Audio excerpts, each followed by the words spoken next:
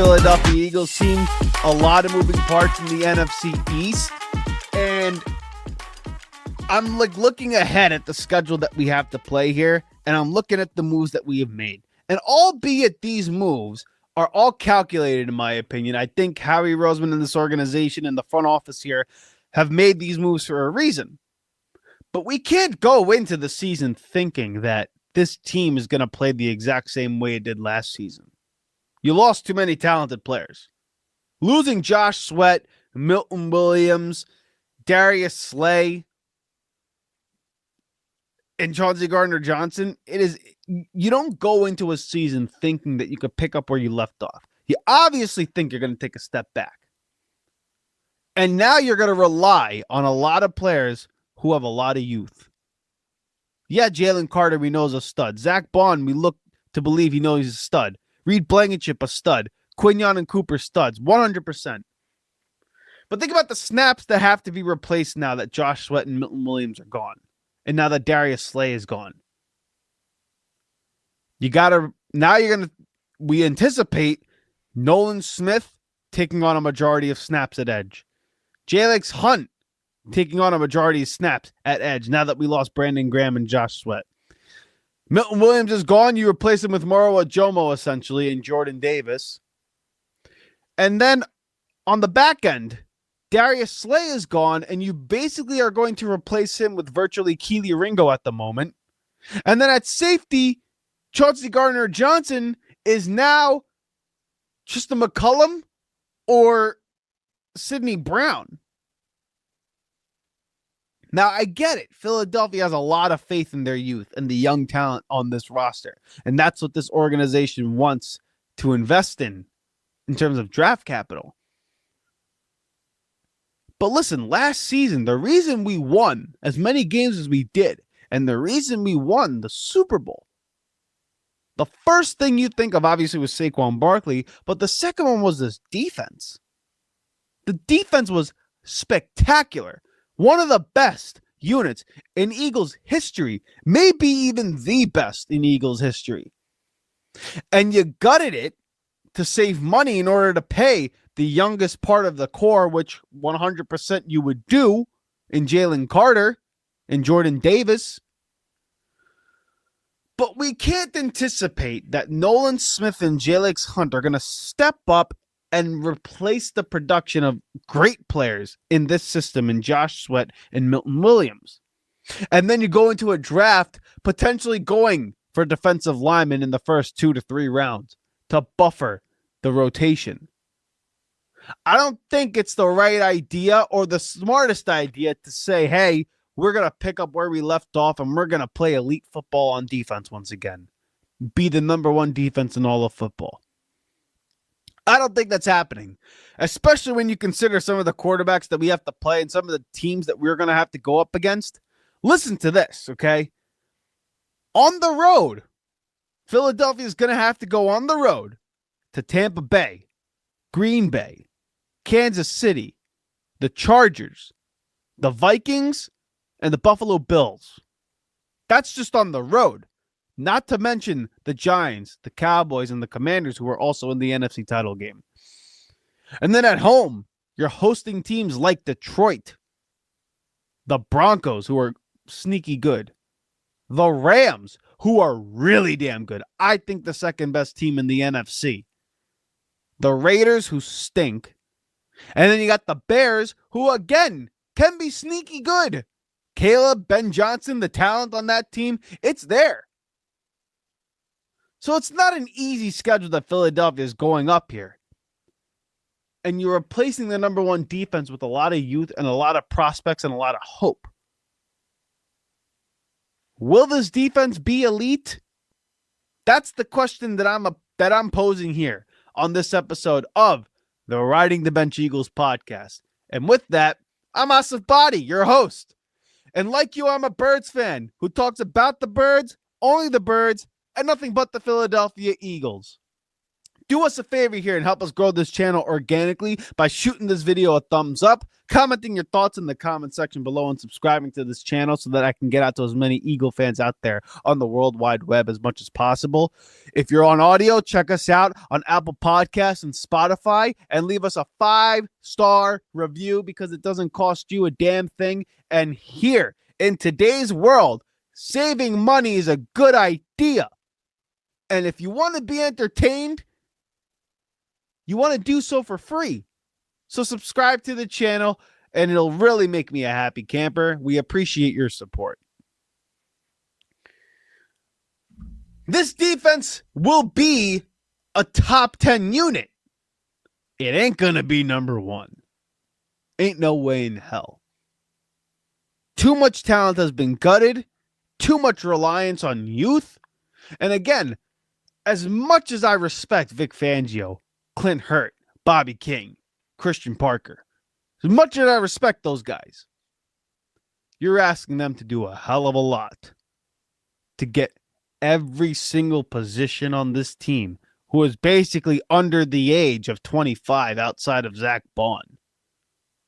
You're asking all of these guys to come in and say, hey, you know what? We're going to make you elite like we did last season without veteran leadership like Darius Slay, Gardner Johnson, Josh Sweat, and Milton Williams. That is a tough damn ask. And I believe that this past season, we won a majority of our games, not only because of Saquon Barkley, but the fact that this defense was the number 1 defense in all of football. The best defense in the NFL, the best defense in Eagles history, potentially. It was suffocating, this defense.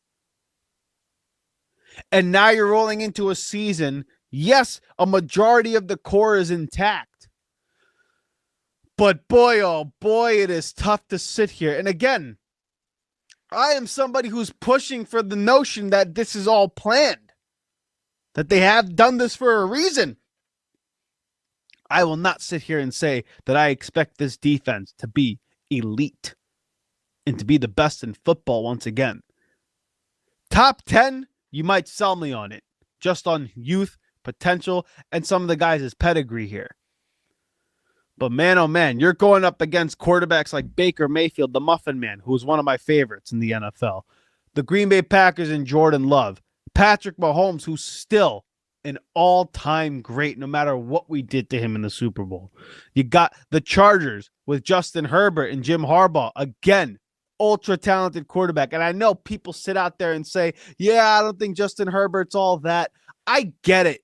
But listen, man, when you're talking about just pure talent, being able to sit back there and throw the damn ball, there's not many quarterbacks that I would want more than Justin Herbert. He's one of the better ones in the NFL, and he's one of the more talented ones in the NFL. Give him weapons like you got in Cincinnati, or give him weapons like you got in Philadelphia, and watch what this guy can do. That's neither here nor there. Minnesota, a player this offseason who got a lot of talent. We don't know about J.J. McCarthy, so that's why I think a lot of people believe that Minnesota's kind of like, but they got a lot of talent there, a great coach, great receivers, really good roster. And then the Buffalo Bills, who many believe have the best quarterback in football in Josh Allen, which I disagree with, but that's neither here nor there. And then we played Detroit with Jared Goff and Dan Campbell. Bo Nix, who's a sneaky good player. The Rams with a top 5 quarterback in Matt Stafford. The Raiders, who stink. And then Caleb Williams, who was, after all, the number 1 overall pick of last year's draft. And now you pair him with Ben Johnson and ultra talent on Chicago. You might got something there. That's a lot of talented quarterbacks. And also, now we are not in a position where we are hunting. Okay? That was one of our mottos last season for this defense, to let them hunt. Now we're the hunted. Now everybody's looking up at the sky and seeing eagles fly around, and now they want to shoot us down. You're going to get everyone's best effort, best games, and honestly, the most focused a team could possibly get for a regular season game in every single matchup you have. Now, listen, I am not sitting here suggesting that this is a bad thing, ladies and gentlemen. I think this is probably one of the best things for Philadelphia, especially if you're going to rely on the youth movement here. Because if you are in a position where you are the hunted and everybody goes into every single game looking to play their best, come in the most focused and locked in, it forces the young bucks here. It forces this offense and forces this defense and coaching staff to bring their A game every week as well.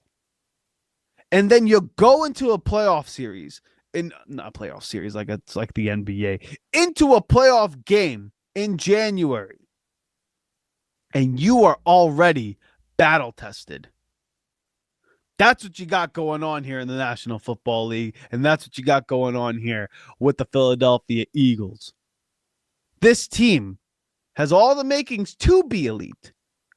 On numbers, will it be? I don't think so. Too many young guys, too many raw prospects, and now you're going into an NFL offseason potentially relying on an NFL draft for the first couple of picks on defense. But one thing is for sure. This team has earned the benefit of the doubt. It's earned the cachet.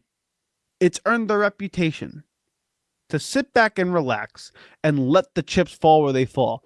Because if they get to the playoffs as an 11-12 win team and you have to go on the road to Lincoln Financial Field, no matter who steps on the field, no matter the positions that we have to fulfill on defense, there are not many teams in the NFC that can go to Philadelphia and win a playoff game in January to get to the Super Bowl. And if we are somehow hoisting again or hosting an NFC title game or hosting a playoff game here in Philadelphia, I'll be damned if I'm going to pick anybody else outside of Philadelphia to win that game. You could book it. Despite the youth, despite the inexperience, despite the increased snap load that you're going to have with guys like Bryce Huff, Nolan Smith, and Jalen Carter, this defense, while it may not be elite, it certainly will be battle-tested. Hey! Thank you so much for watching the Riding the Bench Eagles podcast. If you want to continue to support the channel, please hit the like and subscribe button down below. Also, check us out on Instagram and TikTok at Riding the Bench Eagles Pod.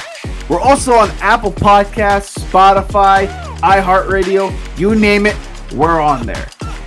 Thank you so much for listening, and please join us next time here at the Riding the Bench Eagles Podcast.